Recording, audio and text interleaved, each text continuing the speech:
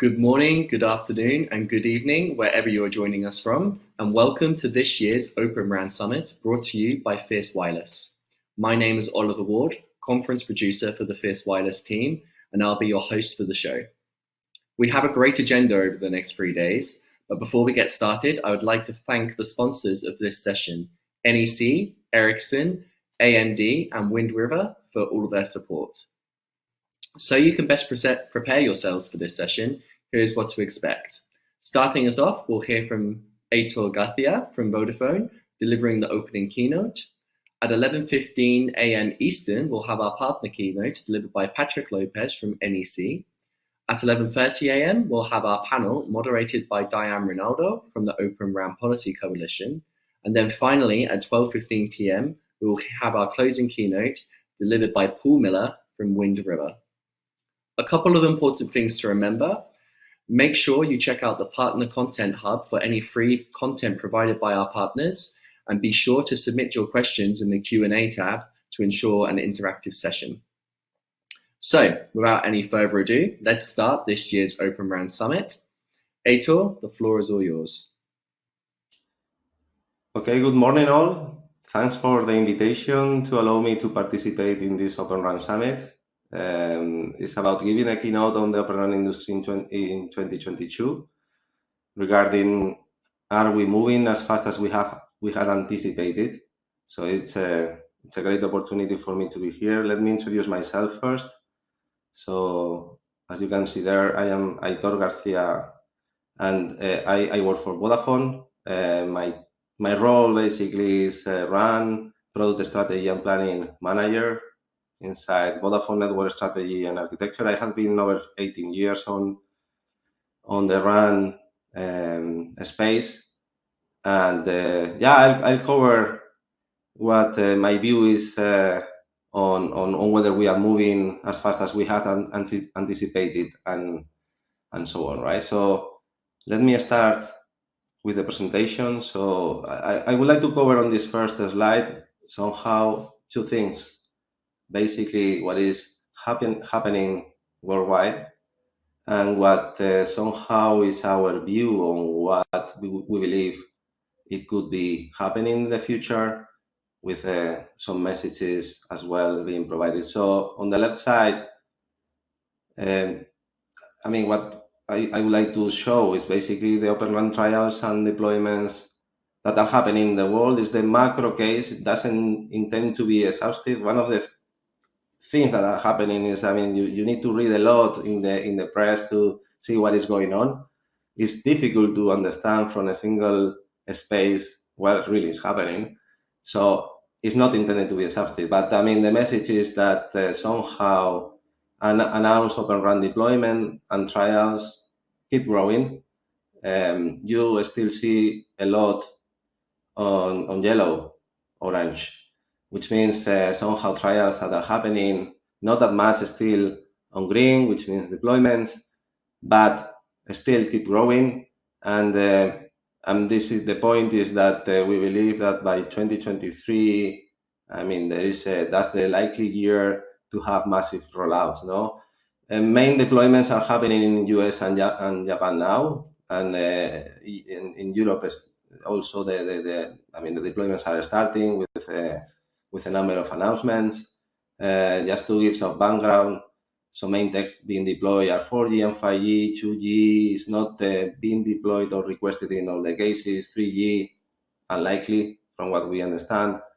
And basically, the message here is that MNOs need to send committed deployment plans to the industry. So that's what probably is the first message that we are willing to provide, is that real plans need to happen, and we need to tell that to the industry. In our case, in the Vodafone case, it's already announced that by 2030, 30% of our European network will be based on Open RAN. The number may look small or big depending on who you ask to, but it's already giving messages. We were a little bit passive. We were saying that maybe Open RAN would happen, but now we are saying it will happen. Okay. Then on the right side, in terms of maturity and deployment scenarios, we may see is that I mean, we believe that all the technologies, at least 2G, 4G, 5G, should be available in 2023, scenarios urban as well. I mean, we do have experiences in Moran, not issue. The dynamic spectrum sharing, it could be something more tricky, but I mean, it's similarly to what is happening in the traditional RAN, not in every single vendor being super smooth. 5G massive MIMO, even, I mean, trials and things may be happening in 2022. We believe it's going to be more on the 2023 side, then urban as well. And maybe slightly later, it may be available, the platforms like service management and orchestration and RIG, starting 2023, but still to see, based on the standardization process and all those things, how and by when we could have real deployments, right? Moving ahead, on what kind of roles MNOs need to take and how Open RAN is changing the industry. So I wanted to prepare this slide to show how the MNO roles are changing here. No? So in the past, we were having a small number of different vendors, each vendor having thousands of R&D resources per vendor. And then basically we were analyzing and participating, contributing to the 3GPP standards, doing the product management, setting high-level requirements, and tracking the products. Somehow those vendors are bringing in the new Open RAN paradigm, somehow. The number of industry players and vendors are significant, and it's not only vendors but also MNOs and industry organizations. Somehow those organizations are having a few hundred of thousands of R&D resources per player. So basically, a single player in Open RAN cannot do the same thing that it could be doing a traditional RAN vendor from the past. No, what is true at the end, because I mean we are opening the boxes and we need to understand how the product itself is going to be evolving. There are new roles to consider, and that's not only about tracking product evolution, but also ensuring that the product evolution itself is happening. We need to take care of system integration, ensuring the product lifecycle, maintenance, and so on is going to be according to the expectation. And in many cases, we even may require to do hardware and software development. So at the end, at least from our side, what we believe that, I mean, the new role for us, basically, we need to design, accept, and operate. And that's a new role that it was not considered, and the organization need to get adapting the skills, needs to be there to make sure that at the end this is possible. And moving ahead on what kind of benefits Open RAN is bringing, I mean, that has been written and expressed in many areas in the web, in webinars, forums, and so on. So I don't want to bore people here with the benefits, but just to be very brief. So yeah, what is being promised in Open RAN is we will do foster competition and innovation. It's about avoid vendor locking, having flexibility in case we want to change the software vendors on how to reuse the hardware, which is impossible in traditional RAN. And also we have as a target to have a TCO reduction. So there are some promises on nice looking of percentages to have as target in TCO reduction. No, this comes from the multi-vendor capability ecosystem, having open interfaces, third-party applications, and so on. And that's the Open RAN base station, which is not that flexible in the traditional RAN. But of course, when we open the boxes, we have a multi-vendor environment, and the ecosystem gets more or bigger. Then there are as well challenges, and I mean there are a big number of challenges that I mean we could be reading somewhere there. But I wanted to focus especially in three, which I believe they are the most relevant, at least for us. No, basically is the complexity. We have more vendors. We open the boxes. We need to make sure that every single piece is going to be working as expected. That's adding complexity. Then we put something which is new and it has been tested probably in some cases not following the same standard that the traditional RAM vendor would do. We put it in the field. We are expecting to match performance as the traditional RAM would do. And well, maybe we don't get that performance. Maybe the site is dropped. That's maturity.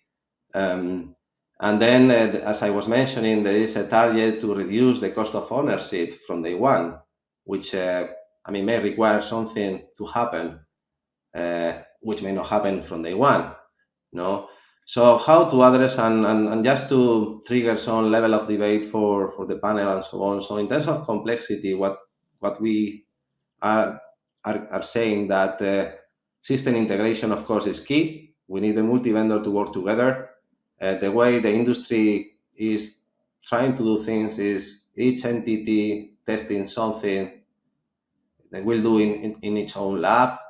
So everybody will have an own lab, but at the end, that's probably not scalable, it's not cost efficient.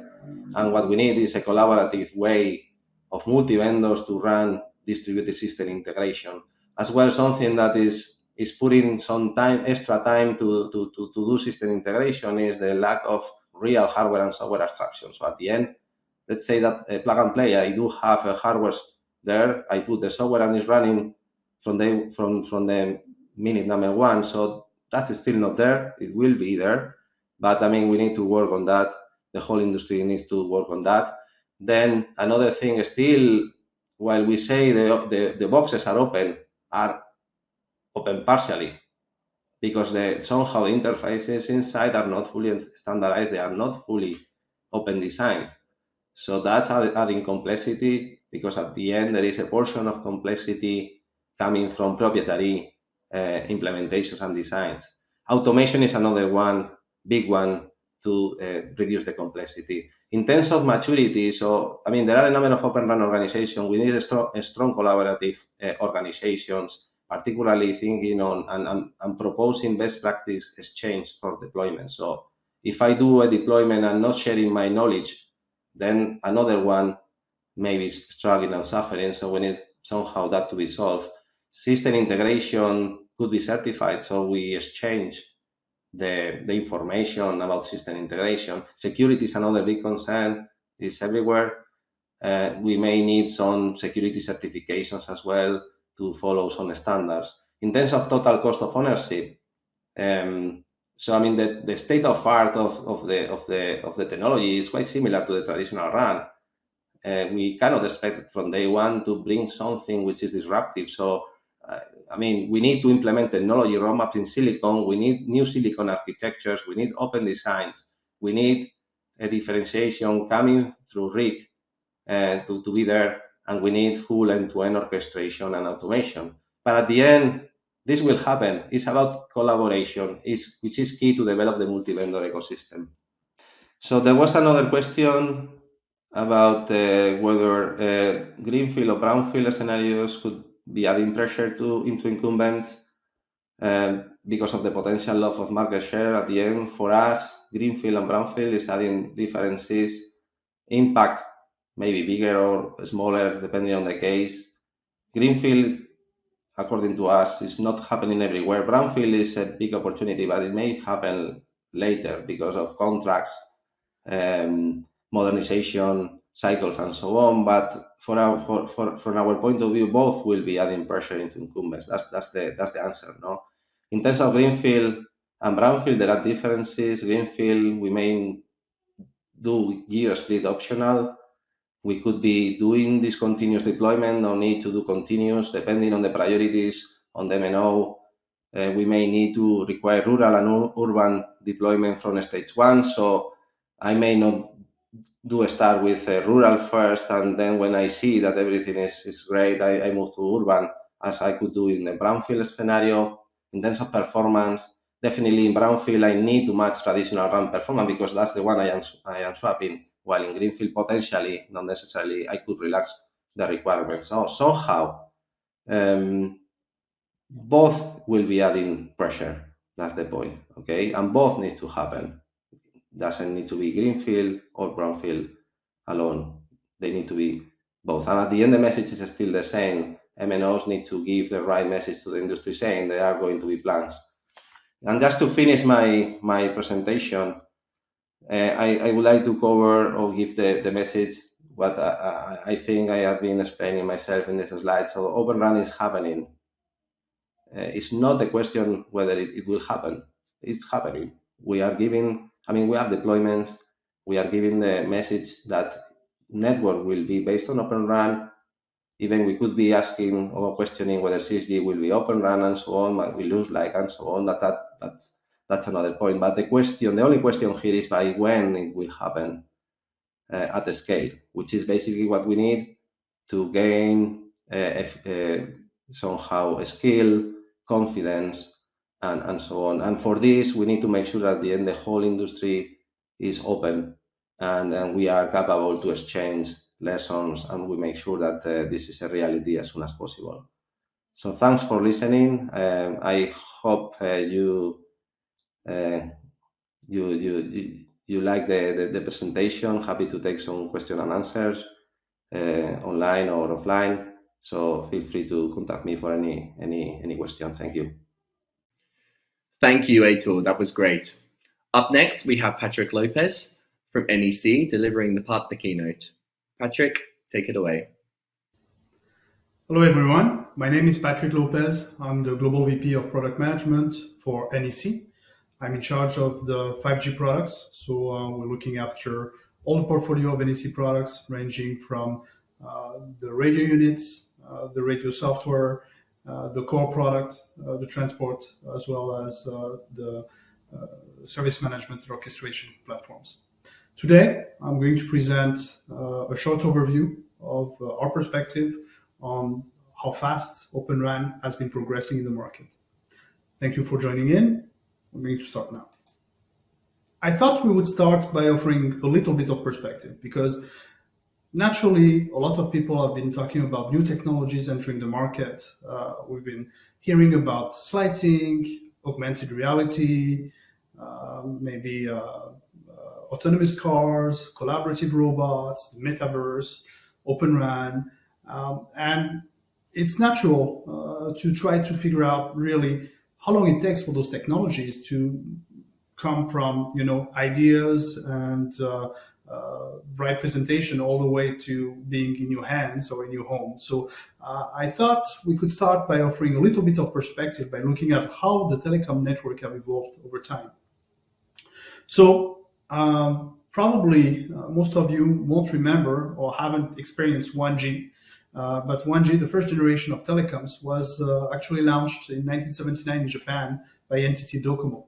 And it was really just a voice system, very much like a walkie-talkie, a simple duplex. So you could send like a voice clip and receive it and send it back. In 1991, Radio Linea in Finland launched the first 2G network called also GSM, and that ended up being one of the dominant technologies worldwide. For the first time, people were able to carry a mobile phone and to use them to call each other basically across the world. That was a huge success. 3G with UMTS, introduced by NTT Docomo in Japan in 2001, was the first time that we started to see phones doing more than just voice. We started to see multimedia messaging emerging, as well as the first premises of being able to actually browse the internet. It wasn't the internet at the time, it was a simplified version, but that was the first multimedia experience, as well as the first iPhones that were launched. 4G was launched in Norway by Telia Sonera in 2009. And we've seen with 4G the first video streaming services. And 5G is very recent. It was launched in South Korea by all three network operators there, Korea Telecom, LJU Plus, and South Korea Telecom in 2019. So if we look at it, basically we have 40 years here of telecommunications and about one generation every 10 to 15 years, depending on the adoption. Now, I wanted to bring that in perspective with Open RAN and other standards that have been emerging, just as a point of comparison. 3GPP has been the dominant standard for telecommunications network over the last years. And we know that the pace of adoption of 3GPP is relatively slow in the sense that it takes probably 2 to 3 years for a release to be created, to be finalized, and another 2 to 3 years for that release to be adopted and rolled out commercially at scale. So we see here today in 2022 that we're about to finish the release 17 that has started in 2018, and obviously the COVID has taken an impact, so that release has been a little longer to be developed than other releases in the past. Release 18 itself is scheduled to be even longer than that, starting 2019, and it will go until 2024. So that's, if you say, the normal pace of adoption of technology in a telecommunication network. We're looking at about 5 years cycles for new technology to be defined and to see the first implementations. I wanted to map also another effort from another standardization forum from ETSI, the Network Function Virtualization Working Group. It's a group that I know well because I participated in its founding at the beginning. So the founding can be associated with a white paper that was launched by network operators in 2012, basically calling for networks to be more cloud compatible. And then, starting in 2013, NFV has launched releases that have been in 2 years increment. 2 years might seem relatively short compared to the pace of 3GPP. But what is important to understand is that ETSI was not able to create a fully functional standardization capability really until release 3. So it's been really 6-7 years for the creation of the standard, and then another 2 to 3 years for its adoption worldwide. So we're still talking about 8-9 years time frame. Now, I'd like to break the focus on Open RAN in order to clarify a little bit the rhythm of adoption. Open RAN has been an evolution of the radio networks, and we've seen evolution of Cloud RAN, XRAN that have contributed to it. But all in all, we can define the start of Open RAN in the public, in the telecom public, or in the industry as coinciding with the creation of the Telecom Infra Project, which is a forum that was created by Facebook, now Meta, to accelerate the adoption of open and disaggregated networks. In 2017, I was privileged to be able to deploy some of the first Open RAN capabilities in a live network in Peru.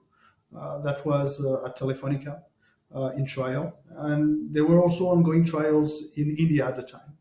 So already we see, a group formed in 2016, and the year after already the first trials. This is quite unprecedented.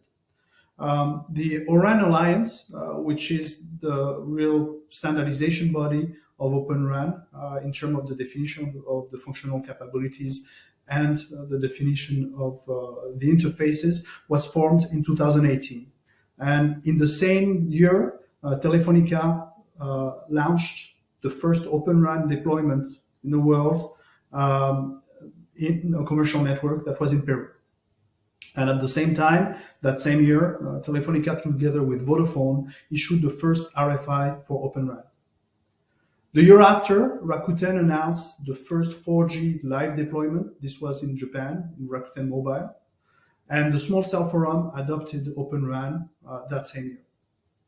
In 2020, Docomo announced the first 5G live deployment in the world, in Japan, followed by Rakuten, who announced the same year the first massive MIMO live deployment in urban network. That year also, we saw trials from Turkcell. 2021, just last year, Telefonica announced over 800 sites to be deployed in the live pilot in Germany, Brazil, Spain, Argentina, UK. And also Dutch Telecom in Germany announced the first live deployment in Germany. Indosat made a trial in 4G. Vodafone in the Republic Democratic of Congo also announced a 4G trial. And this year, in 2022, we've seen the first live site in the UK, launched by Vodafone. We've seen Dish in North America being the first network operator to deploy commercially Open RAN in the US. And we see also another network operator in Germany, 1&1, to launch the first Open RAN live deployment there. And we have seen already this year announced from Verizon that they will deploy Open RAN next year. So if we take a step back and we look at that timeline, we see that Open RAN has been really moving very fast as a new technology and as a new standard. From its inception, it's been only 1 year until the first trial, another year until the first live deployment, and then every year there's been more and more deployment and more advances in a lot of different capabilities. You see here the NEC logo in all the projects where NEC has collaborated or has been selected to provide capabilities in that space. So NEC has been very active from the inception of Open RAN all the way to now. And we can safely say that Open RAN is probably one of the fastest moving technologies in telecom network. Now, what is next? What is going to happen to Open RAN? What are we looking at after 2022? Many vendors of Open RAN are adopting cloud-native technology, and we believe that this is a really important part of the Open RAN deployment because many networks are cloudifying. Having a cloud-native Open RAN provides a capability to deliver on the promises of 5G. Promises of 5G is to deliver a network and a connectivity product that is different for different type of devices, different type of use case, different type of private network, and that's not possible to do without cloud native technology. So NEC is deploying Open RAN on cloud native capabilities. So we're talking about commercial off-the-shelf hardware, containerized architecture, microservice architecture, separation of stateful and stateless capabilities, and more importantly, cloud agnostic deployment scenarios that allow to deploy on private cloud, on hybrid cloud, on public cloud, on premise, as you decide. Another really important evolution path for Open RAN is the introduction of machine learning and artificial intelligence. NEC is one of the leaders in AI/ML. This is something that few people know. It is applied in a variety of different verticals, but more prominently maybe in biometrics, where NEC is the world leader in biometrics, which is basically used for face recognition as well as gate recognition. And it is used by many government agencies throughout the world for security and access control. What does that have to do with Open RAN and telecoms? Well, AI/ML and biometrics about pattern recognition and being able to actually take an action based on the recognition of that pattern. That's going to be more and more crucial in telecommunications, because as we see Open RAN being deployed more and more pervasively, being able to optimize the network in real time, being able to optimize the power consumption, being able to accelerate network deployment or to focus the beams associated with the deployment will require intense AI/ML capabilities. At last, slicing is one important development of telecom networks, and slicing will not be possible without Open RAN. Being able to create specific connectivity product will require best of breed, but also fit for purpose Open RAN capabilities. That's what we provide in our technology. At last, RIC, the RAN Intelligent Controller, is probably the single most important technology advancement that we're going to see over the next couple of years that will provide capability for operators to optimize, enhance, evolve, and adapt to their network to the realities of 5G. This is all for today. Thank you very much for attending this presentation, and I'm looking forward to the panel following. Thank you. Thank you, Patrick. That was great. Now we'll have our panel discussion moderated by Diane Rinaldo from the Open RAN Policy Coalition, with speakers joining her from Ericsson, AMD, and Meta. Diane, over to you. Great. Thanks, Oliver. I really appreciate you bringing us all together. Good morning, everyone. A big thank you to Fierce Wireless and all of our partners today as we peel back the onion and look at Open RAN and are we moving as fast as we anticipated. I'd like to thank our panelists, Gilles, Renuka, and Paul, for joining me. We have all worked with each other in the past, so it's great to bring folks back after a couple of months to assess where we are and where we're going. So great. And then I would also like to go back to the slides that we just witnessed. If you were paying attention, it wasn't mentioned in the conversation. He had Hawaiian pizza. Ew. So I would look out for a question on your thoughts on Hawaiian pizza. It's top of mind for all of us. Great. So we're going to focus on where we are and where we're going. So maybe to kick off, could you each give a couple of minutes introduction on not only who you are, but where your company fits in this puzzle of Open RAN? Gilles, you're right to my right, so maybe I will start with you. Okay, thank you very much, Diane, and glad to be here with you and Paul and Renuka here. So AMD is fitting, I would say, at the bottom of the ecosystem, meaning that we are a silicon provider. And the two speakers were talking about innovation as one of the key things, silicon innovation that need to be done, and this is where AMD is fitting. We are one of the leaders on the radio technology that a lot of radio vendors are using. We are also participating heavily into the processor world, especially with the vRAN, decentralization, and 5G core, with the AMD CPUs that are bringing innovation generation after the generation, whatever it is from a security aspect, power consumption, or performance. So that's where AMD is fitting, and that's where we are focusing on the Open RAN, is because innovation is one of the cornerstones of the Open RAN, and bringing technology innovation to the system vendors is what AMD is driving for. Great, thanks for that, Gilles.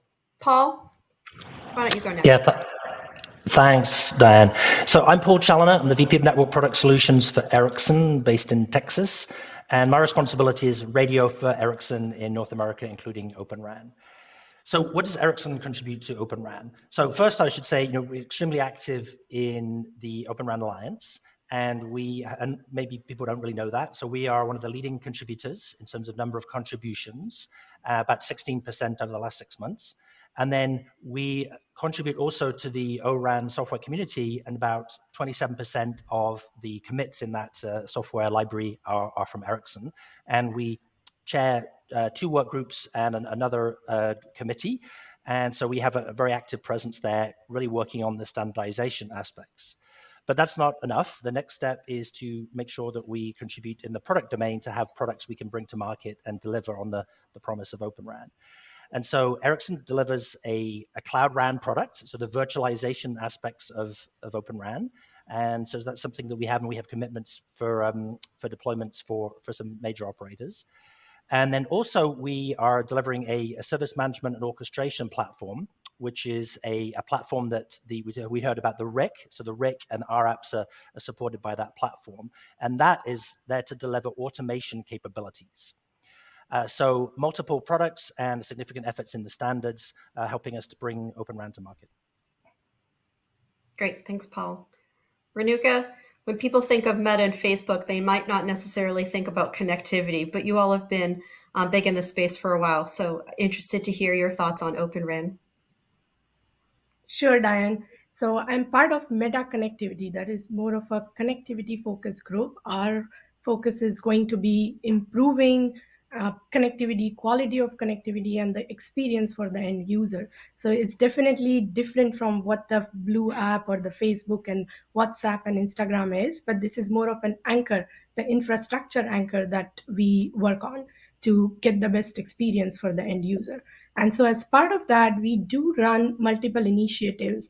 And so I'm also wearing a hat today of what we call the Telecom Infra Project program that we run alongside. And that's Telecom Infra Project is an organization that we founded in 2016, and that organization has hundreds of members that include the community of service providers, the technology providers, and so on, and the system integrators, and so on. And the objective is to accelerate the commercialization and productization of disaggregated solutions. So that has been our challenge that we have taken up. And for Open RAN specifically, we work alongside ORAN Alliance and again focus on productization of Open RAN in the sense that we do have dedicated work streams running and focusing on the hardware and the software aspects of RAN. So that includes the RU-DUC work streams. We also focus on various network deployments, be the use cases for indoor or outdoor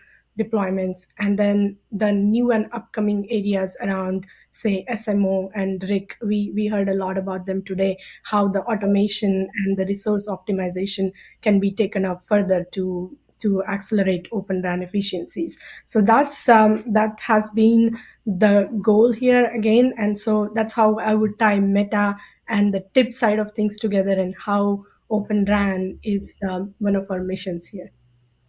That's great. Maybe I'll stay with you for our first question. So let's just, as a basic first step, let's talk about some of the benefits of Open RAN. What do you see as the major benefits? So I will say three major benefits, and it's very much with the theme about the presentations we heard today from Aitor and Patrick both. The three themes I would take here is flexibility, the first one. Flexibility on the supply side, having the service providers an option to bring in best of the breed products from multiple different sources. So that's one. Open RAN inherently is a multi-vendor system, and so that's how it addresses that flexibility on the supply side. The second part is to drive innovation, and that's where the upcoming area is very, very critical. The AI, ML, the RIC, and the XApps, and so on, buzzwords today, but these are how the RAN is going to enhance its overall performance optimization, resource management, and so on. And so that's critical to kind of support the innovation that is needed. And we're talking about 5G, and we are already talking about 6G. And at Meta, we are even considering what we call the metaverse, which will be even more of an immersive experience. So all of this is going to need the enhanced feature set of RAN. So that's where the innovation comes into picture.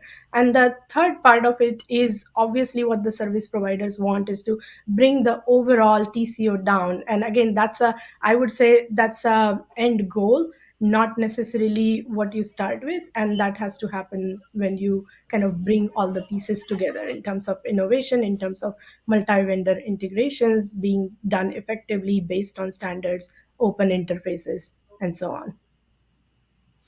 Paul or Gilles, I'm not sure if you also would like to add to that some of the benefits of Open RAN. I'm also going to pull in questions from the audience as we go along too. Yeah, maybe I can go next. So, Please. First of all, we think about Open RAN as three major pillars. So one is the virtualization, the cloudification of the RAN.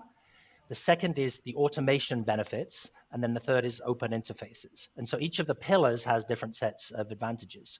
So firstly, cloudification, really important. So moving RAN software, giving the options as well as purpose-built RAN, you have the option to move that software onto the cloud, which gives scalability, capacity control. Once it's in a software entity, you can then orchestrate and move the workloads around the network to give you great flexibility in the network architecture. The second is, for the first time, we have a platform with the RIC and this SMO and RApps and so on to allow automation. Networks today have never been more complicated for our operator friends to operate. And so being able to simplify that operation is really important. And so the RApp structure, think of it as kind of an app store for automation and a new service addition for the operator. So a lot of flexibility and a framework to allow others to contribute to how you manage a network and how you automate it. So, for example, we can have our apps that help with energy management, load management, and policy control of the network, depending on where users are. You'd like to give users specific, sophisticated service sets. These can all be delivered from this automation platform. And then these R apps themselves can then leverage AI/ML. Of course, we throw AI/ML to every problem that we have right now, but it's a real great framework to be able to have innovators come in and add the power of machine learning, especially to be able to automate and new service deliveries. So for me, very interesting set of architectures that will allow and be the new way that networks are built in the future. So if I can add, and again, I will agree 100% with Renuka and Paul, but I think one aspect that I would like to add is the power. I think that we talk about innovation, we talk about integration and power. That means how can we help the operators, and again, behind the planet, and I know it's a buzzword as well, but it's very important, is how can we help the Open RAN to be consuming less power, whatever it is on the 5G core with the virtualization, whatever it is into the DUCU, or wherever it is into the radio space. How can we help doing higher integration at the silicon or at the processor level to reduce the power consumption of those events and still deliver the right performance, the right user experience? And I think we will see that associated to the TCO, the power consumption and reducing the power consumption will become even more prevalent in all the discussion over the next few years when we'll talk about 5G advance. And even now, today, by the way, Ericsson made some great announcement on some power radios. But I think the Open RAN community need to bring more innovation on how to better manage and reduce the power, because that will become critical for the planet. Thanks, Gilles. You're definitely hearing a lot more about power consumption right now. If I can pull in a question from the audience, we've been talking about flexibility. So who owns the performance of an Open RAN system? Is it a systems integrator? Is it the operator? Who's the, as they say, like one back to pat, one throat to choke? Who does that belong to? So I have my ideas if you want. Yeah, let's hear them. Go for it. So again, I think for me, Open RAN is an ecosystem. So at the end, the person that owns this ecosystem is the operator, but he will not be responsible to test and to do the integration. So he will be responsible to provide the specification, to make sure that he's selecting the vendors that are matching the specification from a performance perspective. But at the end of the day, the system integrator will be the one that we need to deliver based on the specification and the capabilities of the different vendors, the performance that need to be that are expected by the operator. Yeah, maybe to add, fully agree. Ultimately, rest with the operator. That's their responsibility. But then, effectively, that's passed to either a system integrator or one of the lead RAN provider, for example. So typically, operators will have, traditionally maybe 2, maybe 3 RAN vendors in their network. Now, with the Open RAN concept, there's many different entities. You could have maybe 10, 12 different entities all coming together. So it adds to the complexity. So sometimes that's given to the RAN vendor, sometimes an external system integrator, but that is the complexity that needs to be managed and is one of the challenges. So the integration labs, the OTIC type of an infrastructure that's been built will help with that, but it's really making sure that there's actually a bigger obligation on vendor management from the operator to make sure that this responsibility is clear, especially where you fill into some of these gray areas. And so there's new methods of troubleshooting. It now has to be done to the ORAN element. So is it a CU, a centralized unit, or a distributed unit problem? And then who owns that particular part of the network? And then how do the vendors cooperate? So that the framework for collaboration and constructive help between the different vendors is important. But ultimately, that's orchestrated or controlled by the operator. Great. Thanks, Paul. I would kind of summarize it that this is the role for the operator has changed here. We see that it's a multi-vendor system, and so there is different kind of complexity involved. And so it's not about one back to pad anymore. It's more about how the role of the operator is changing in terms of evaluating the systems and the performance of them while they are transitioning. And then the system integrators definitely play a key role here. And so do the vendors who are bringing their solutions, which have to match with each other across open interfaces like the Lego block. So all of this is slightly on a different plane than what we used to be seeing for the traditional RAN in terms of getting ready for deploying. Right. So let's get to the heart of the conversation. Yes or no to all three of you. Start with you, Renuka. Do you think that deployment is occurring as expected, or are we behind? Or I guess not yes or no. Expected or behind? What say you? I would say slightly behind. They could be moving it faster. There is a promise being kind of openly made. We heard it today too, that there is no question of is Open RAN happening. It's more of a question of when do we go at scale. And I would say multiple factors have kind of slowed it down, and now we are seeing a claim of 2023 at scale deployments. But there is momentum, and that momentum is very, very significant. And so even though it's slightly behind, it's happening. There is no turning back. Slightly long answer. Gilles, behind or are we on track as expected? So I would also use the slightly behind, even though some components like the virtualization on the vRAN already happened quite at scale already, but definitely the O-RAN aspect of the Open RAN, so on the O-RAN interface, it's probably slightly behind. And again, Paul mentioned the complexity of the multi-vendor, and Renuka mentioned that as well. That's important to bring that together. But with what we're seeing happening in the labs of the operator as we speak, and in the different O-RAN labs that we're seeing around the world, I think that 2023 is probably a good start for the ramp and the scale of the Open RAN. Thanks, Gilles.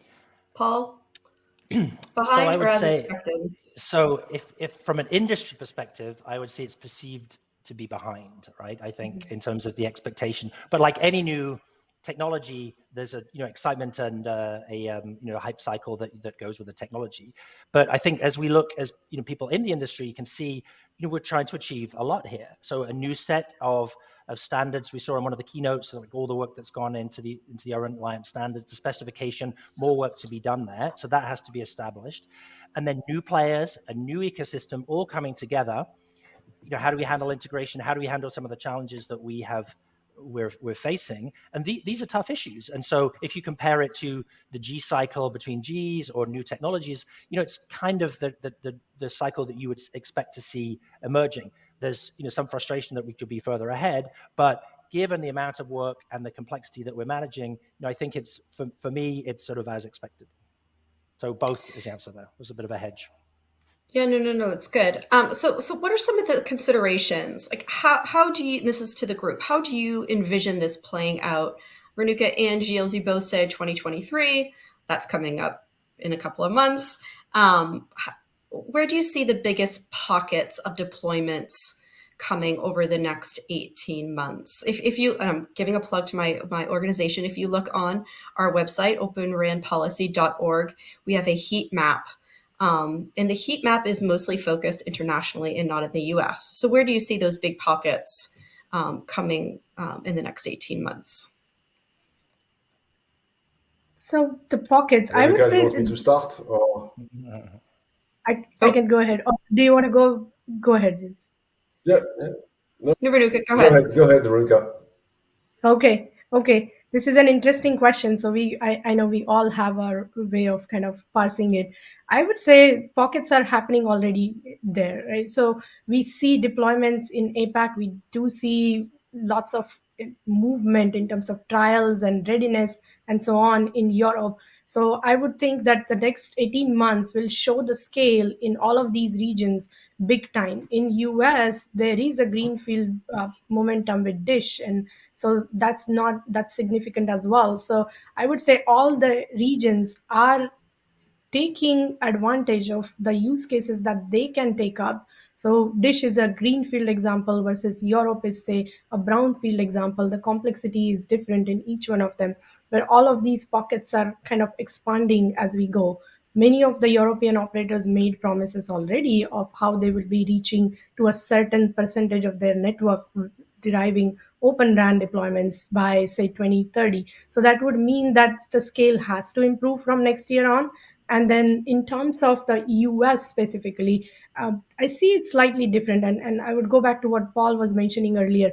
There is disaggregation component of Open RAN, and that can be applied at the RIC level of the aspect of it as well. And I think that's more enticing to the US network as it stands today. And with that, they will be kind of marching in the direction of, can we bring in more automation to the networks through Open RAN disaggregation, open interfaces that the Alliance, ORAN Alliance and 3GPP standards will bring in, and so on. So there is a slightly different way of how each MNO targets it. And then also consider the fact that RAN could be indoors, outdoors, small scale and big scale, and so on. And so different types of use cases can be addressed. We already see the rural use cases playing a big role in many different regions. And so that was more of a starting point, which should go into the urban and other use cases slowly. It's great, Renuka.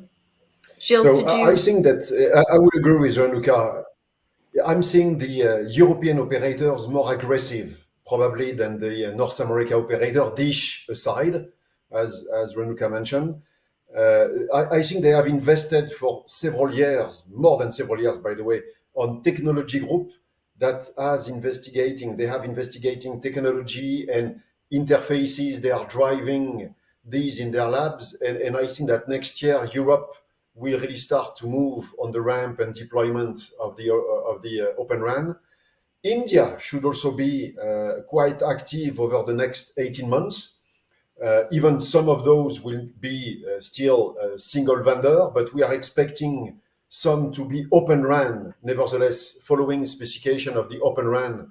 And so with the auctions completed and the spectrum allocated, we are expected to see quite a lot of activities on the 5G in India that will be Open RAN centric as well. So just to summarize, Greenfield, Dish in North America, I'm seeing the other three operators more cold fit yet on the Open RAN, but the virtualization aspect. All the top 5 operators in Europe are moving ahead, and they will all by 2025 and 2027 as a significant portion of their networks Open RAN compliant. And I think that Asia Pac, Japan and India will probably be 2 countries that we will have to watch quite carefully over the next 18 months and see the progress they are making there and the deployment they are doing. Great. And maybe Paul, to add, maybe to add to that, I mean, I think it's really phases, right? And so I think the cloudification, the automation, and the open interface each have different life cycles and journeys, actually. And so the cloudification is an important step. So we see that is first. And so operators need to go to that cloud journey. And so there are very cloud forward or cloud native operators that kind of are well on that journey. There are cloud curious operators, I call them, that they're kind of learning cloud and developing the competence and automation. And there are purpose-built optimizers who really maybe will do some automation, but not so much in the cloud. And so as operators go through the cloudification journey, and just like they did on the core side, then that's going to be the first thing. The second, I think this automation concept is not talked about enough. I think it's using AI/ML, using the RAP platform is going to be very important. So there's going to be automation. And then the third phase will probably be some of the other interfaces which have more complexity and are a bit more of a standards journey. But so that's why I think each operator will potentially have 3 strategies depending on each of these pillars of Open RAN. So it's not just, are you doing Open RAN, yes or no? It is, what about cloud? What about automation? What about other interfaces? So it's probably phased structure. And then that obviously depends on where each of the operators is in terms of their sophistication around the world. Great. Paul, I'm going to pull a question from the audience, and I'm going to ask you to at least take the lead on this. And it's about MNOs and systems integration. So you, as the largest vendor in the world, you serve as a systems integrator. So how do you see this role changing Do you see additional opportunities as we move to Open RAN? Because a lot of the large vendors do currently use SIs for their current systems. Yes, so the role is changing, and the Cloud RAN aspects of it is a particularly good example. So in the purpose-built world, Ericsson software runs on Ericsson hardware, and it's all within a single vendor control. In a new Cloud RAN world, we cooperate with partners. So we work with Intel, other chip vendors. We work with people like HP on the server side. We work with different cloud layer vendors as well. And so now we have to coordinate all this new ecosystem for us into a way that comes together for our operator. And then the operator also has some hooks into that cloud. They have their own views of what that cloud should look like. And so now we're managing that ecosystem and bringing that together in that cloud environment for our operator community. So it's very different from a single vendor owning the full vertical stack. So and then also there'll be operators that have the purpose-built stack, and they'll continue to use that, and then I'll add in the Cloud RAN stack as well. So system integration then adds complexity for us. It adds strength and cloud economics and all the great things that come with clouds, but many more players, just even for a single vendor approach, coming together with the operator cloud. And then of course that cloud is different in each operator. So whether it's the telco cloud or the hyperscale cloud, all of these needs to be integrated together. And so then suddenly we go from 1 to 10, 15 vendors that all have to be coordinated. So our obligation and our role in that ecosystem expands, and we learn new skills and we bring that to our operator. And then, as I mentioned before, operators pick a RAN vendor to do that, or sometimes a separate SI. But that importance of system integration increases in this new world. Great, thanks for enlightening us. So Renuka, I have a question for you from the audience. You mentioned Dish building out the largest global network using Open RAN solutions. So question from the audience is, are you happy with the rate at which the US is deploying Open RAN solutions? What are your thoughts on the US market in general? Yeah. So we are not an MNO, so I would refrain from what their view is, but from our perspective, it could be faster for sure. The benefits of disaggregation, the optionality in terms of supply chain, and the innovation, all of that we talked about today, the RIC and everything about AI/ML, it's good for all of the deployments, not necessarily certain regions. And so I would think that the US is kind of going in that direction now. It could be faster for sure.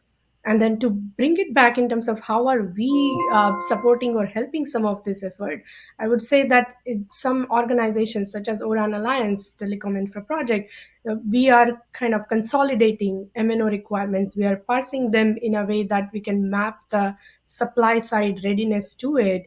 And we are piecing the puzzle in feasible parts in terms of what are the exact use cases, what are the exact KPIs that we can target today when we match the requirements from the demand side with the supply side of it. And that gives us a direction of how can you handle that complexity that Open RAN brings in a feasible and manageable way. And that's where now I see the US, starting with Dish, is paying attention.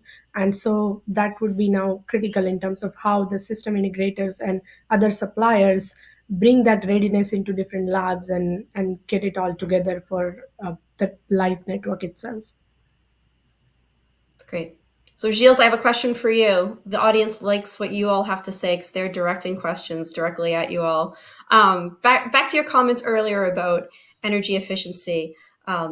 This person said that as the world evolves, energy savings is crucial. Are there any results that prove energy efficiency?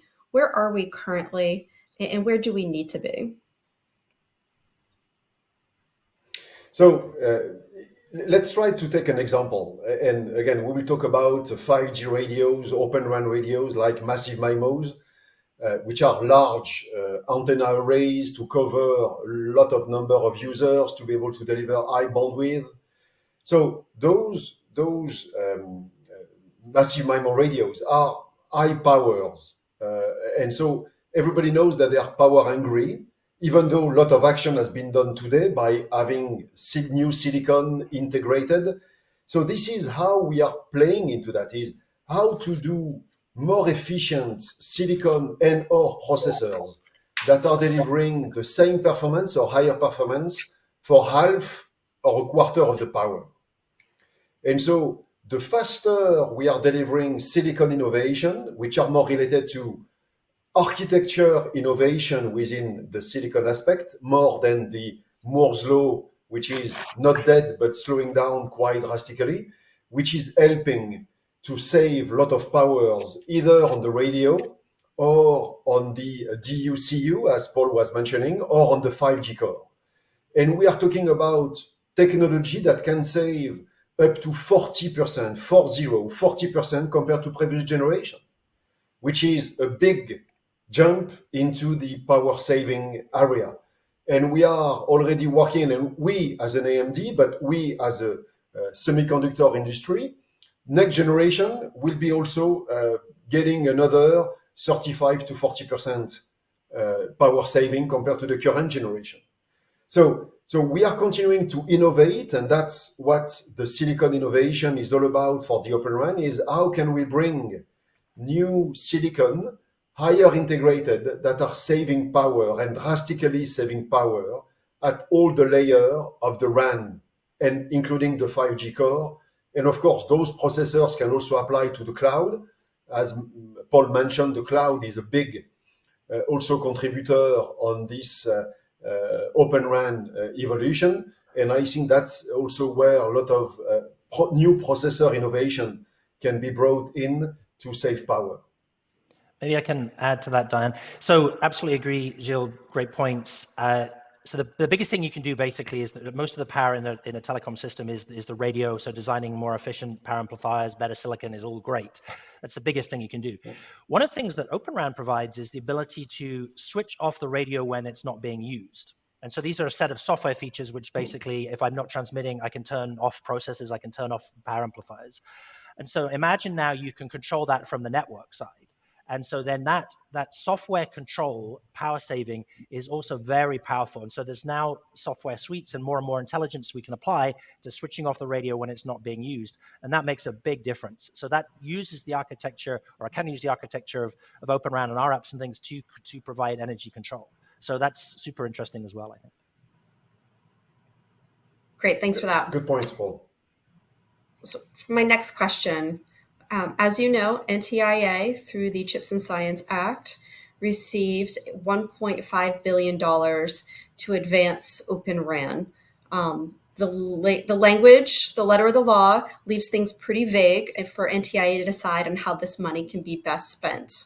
So if Alan Davidson, NTIA's administrator, were to call you and say, hey team, what's the best way to spend this money that's going to impact the entire industry and get Open RAN to scale, what say you? Paul, do you want to go first? Okay, let me have a stab at this. So $1.5 billion, it's over 10 years. It's parceled into $50 million chunks, $150 million in the first year. So that's a lot of money, right? And so the intent is the research and development aspects of it, the development and promotion of Open RAN. So this is a great opportunity for the industry. And $50 million for any one research item, that's a large amount of money. So I think that the software innovation is something that can really benefit from this. So these are apps that we're talking about. There's a lot of money there that we can be given to entities that are providing new RAP capabilities to, whether it's energy or load balancing, and that can really benefit from a lot of innovation. So taking these AI ML concepts and using that money to develop them to be able to run amazingly efficient networks with new sets of services, with new policies. I mean, I think the RAP ecosystem will really benefit. So I would put it there. Additionally, I think some of the semiconductor development that we talked about and that underpins it, I think that's also an area that could be work on the new chips, new ASICs and things that can benefit the technology as well. So the software ecosystem and innovation and some of the hardware aspects as well probably would be the two areas that I would focus on. Thanks, Paul. Gilles, how would you spend that money?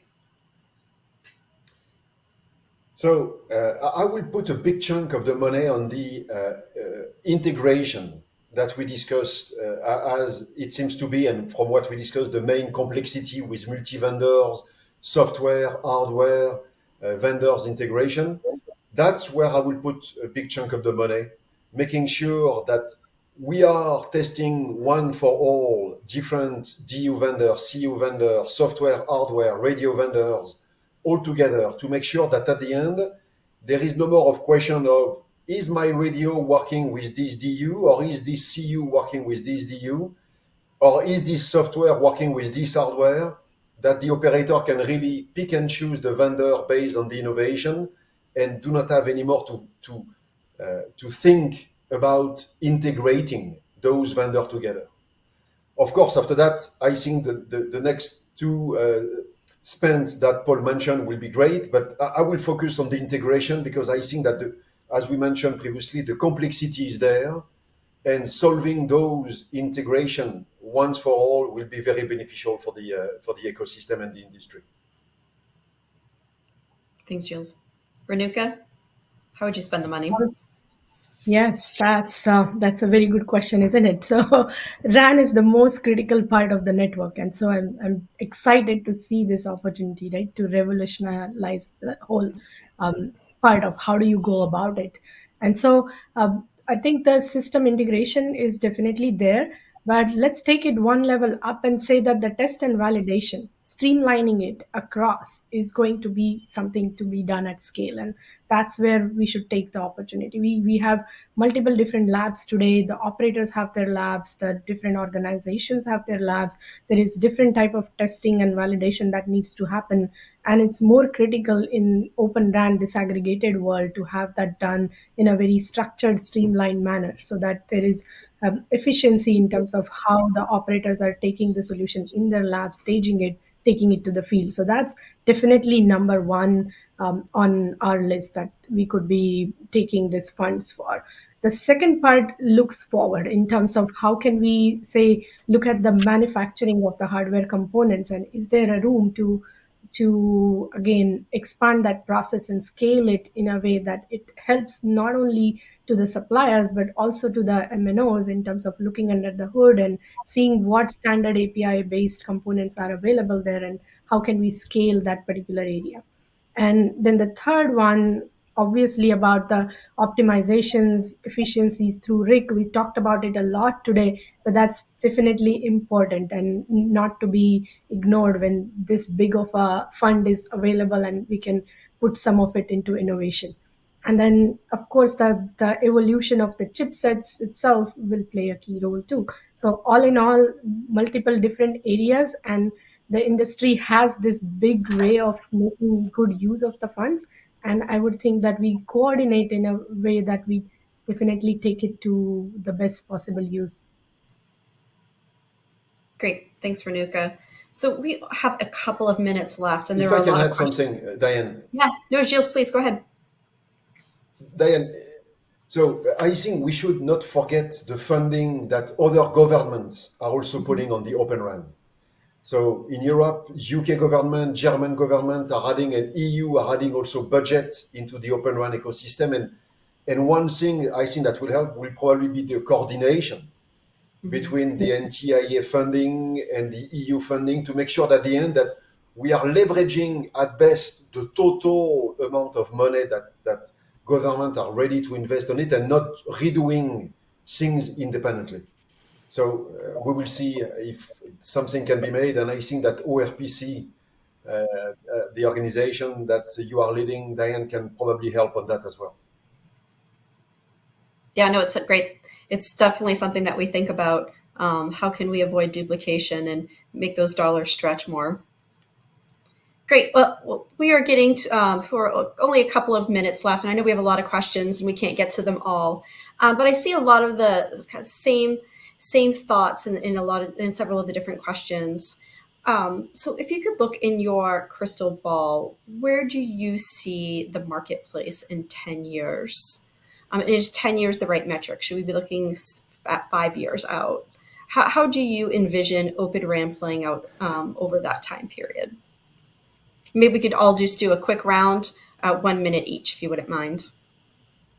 Gilles, do you want to go first? Yep. Okay. Ready to go. So, Open RAN in 10 years, I think it will be the main deployment, meaning that it will not be a question of are we doing Open RAN or is it a single vendor, multi-vendor? It will be Open RAN. So the 5G advance, whatever it is, the marketing words or the 6G will be Open RAN, and the Open RAN will be the most proliferated networks that will be seen in the 5G and 6G evolution. I think that the innovation that the Open RAN is bringing will make it natural as the evolution of the network, not only from the hardware, but from the software and from the application perspective. Again, Meta with the new immersive applications will make this Open RAN not a reality, but a de facto requirement to make this happen. Thanks, Gilles. Paul? Yeah, I think 2030 nominally is the sort of 6G kind of launch time, right? So I think that this intersection of some of the Open RAN concepts we talked about today with 6G will be super important. So I think, 6G networks are clearly going to be virtualized, open interfaces, and AI/ML will be even more important. And so all of these individual concepts will have a 6G flavor, I think, and we'll have seen in this coming decade the cloudification of the RAN as being a mainstream way of building networks. I think that's important. We need ever-increasing power and capabilities in our networks so that when we have this session in 2030 in the metaverse, all our avatars can talk in a really good way. Thanks, Paul. Renuka, that crystal ball, what is it telling you? A metaverse-ready network, and that's where Open RAN will be.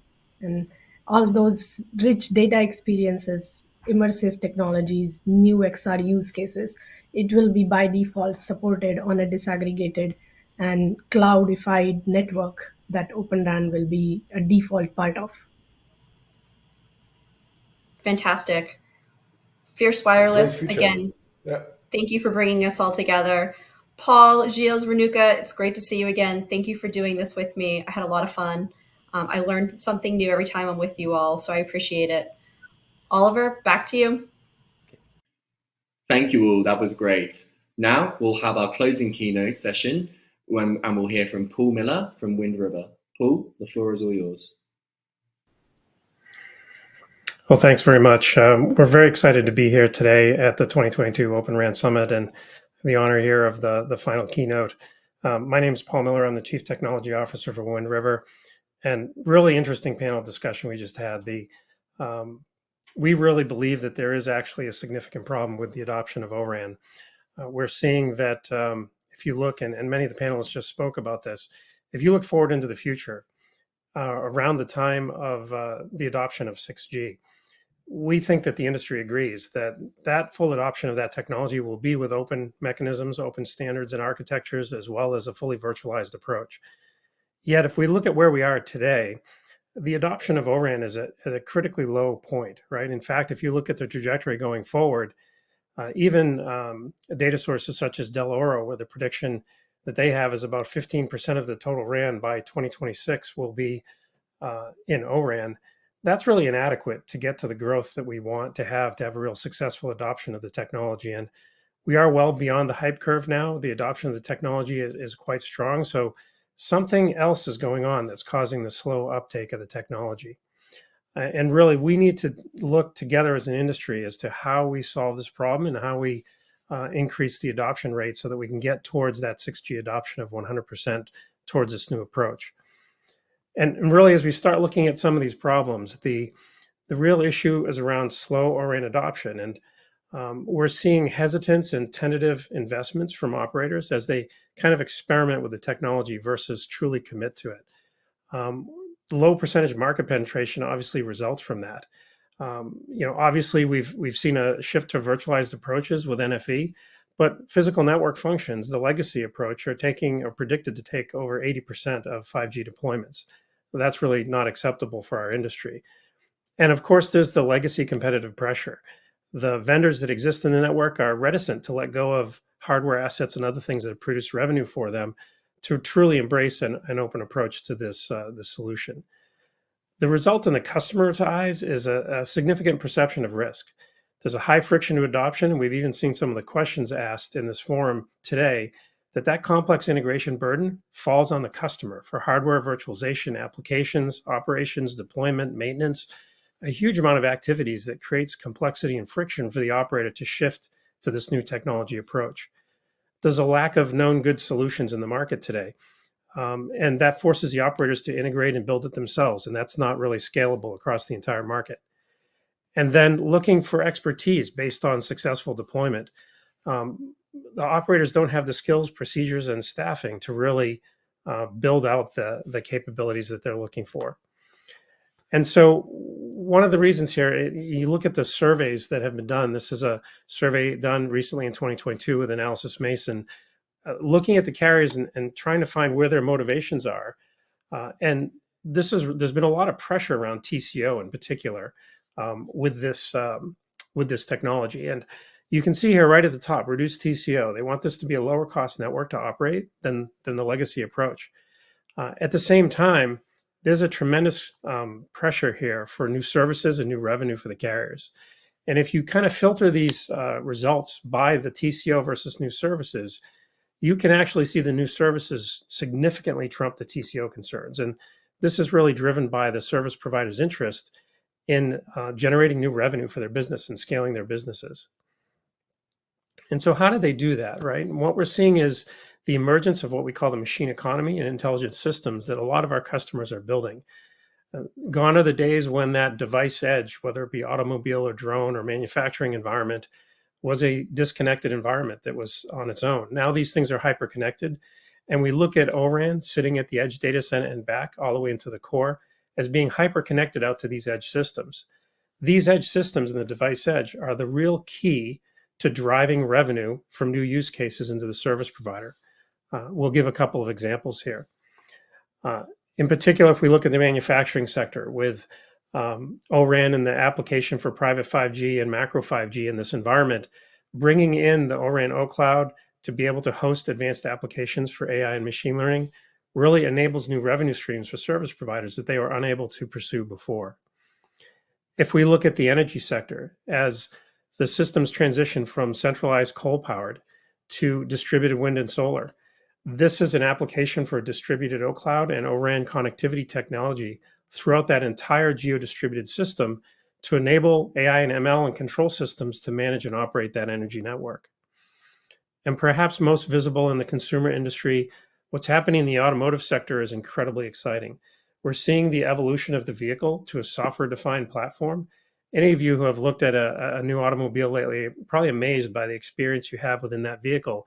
It's heavily software-driven.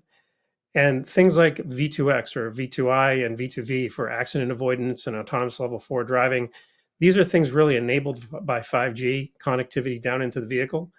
O-RAN O-Cloud, and in particular virtualization at the edge of the carrier network, so that components of these applications can sit at the edge of the network where low latency and high performance is delivered, are really critical to enabling these new revenue streams for the carrier. And so as a result, there's a whole slew of revenue generating applications that can be enabled by simply deploying an O-RAN software architecture. Enabling low latency, virtualization, and accelerated processing at the edge opens up significant revenue opportunities for a lot of carriers.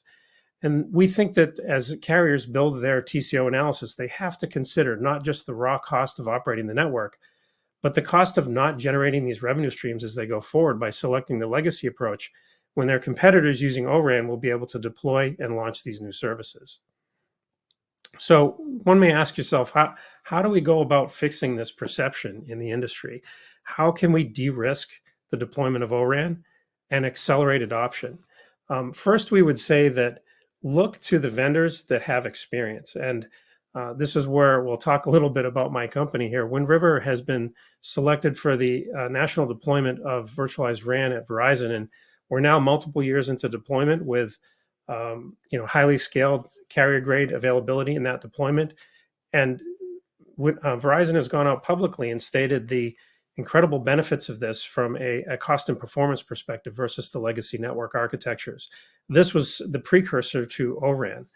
And as we move forward with O-RAN adoption, Vodafone announced Wind River deployment for Europe's first commercial deployment of Open RAN.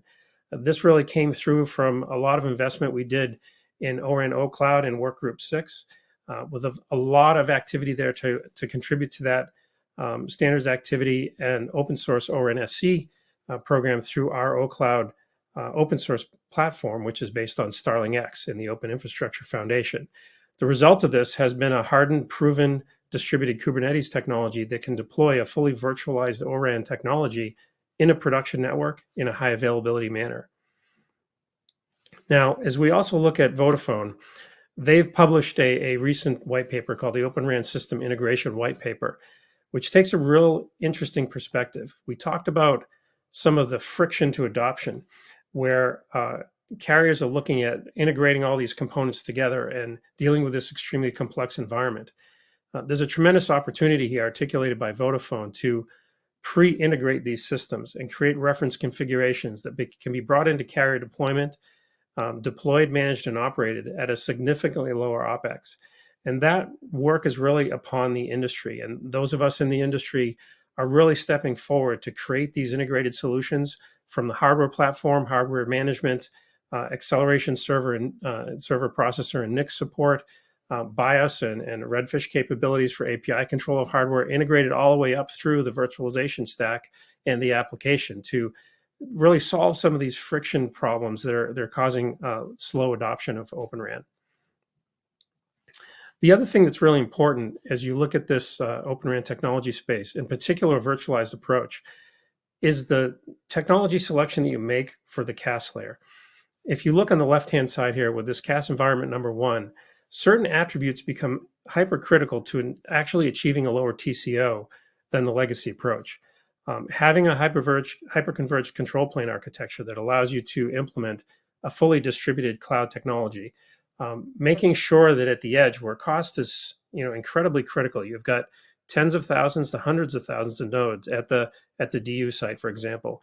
You must have a minimum number of physical core consumption and minimum server footprint in order to have an attractive TCO for the solution.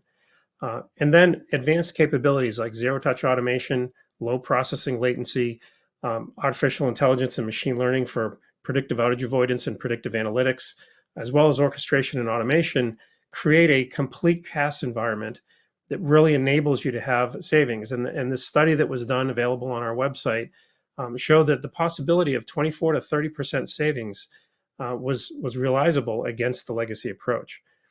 And as a demonstration as to how critical that CAS environment selection is, if you look on the right-hand side, that same study showed that without the environment differentiated features that we're talking about on the left-hand side, you either have a negligible cost savings or frankly a more expensive solution, up to 4% higher than the traditional physical RAN.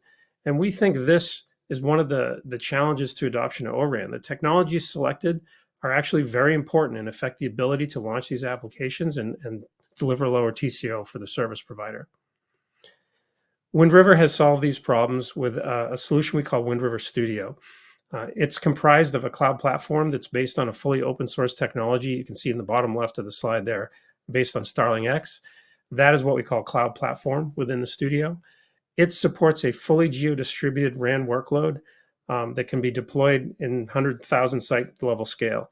On top of that, we provide optional OpenStack for core applications, analytics, AI, and ML for operations automation of the environment, and a component we call Conductor that enables full orchestration and automation of the entire service provider environment, not just workload lifecycle management, but also the automation of the infrastructure itself. And you can see that screen playing in front of me here. It's a very advanced, very contemporary tool set that allows a significant reduction in OpEx for the service provider as they try to operate an ORAN network. And so as we look at the end goal here, right, we have to, through these attributes that we've been discussing, drive TCO down, accelerate the customer to their revenue. We have to recognize the customer and their problems. And if we can accelerate them 6 to 12 months faster to the ORAN approach, and through the hosting of virtualized application and advanced revenue generators, you will accelerate them to revenue. As you look at the increased market share that can result, that'll put us on the proper trajectory to get to 6G full virtualized open approaches for deployment of that technology.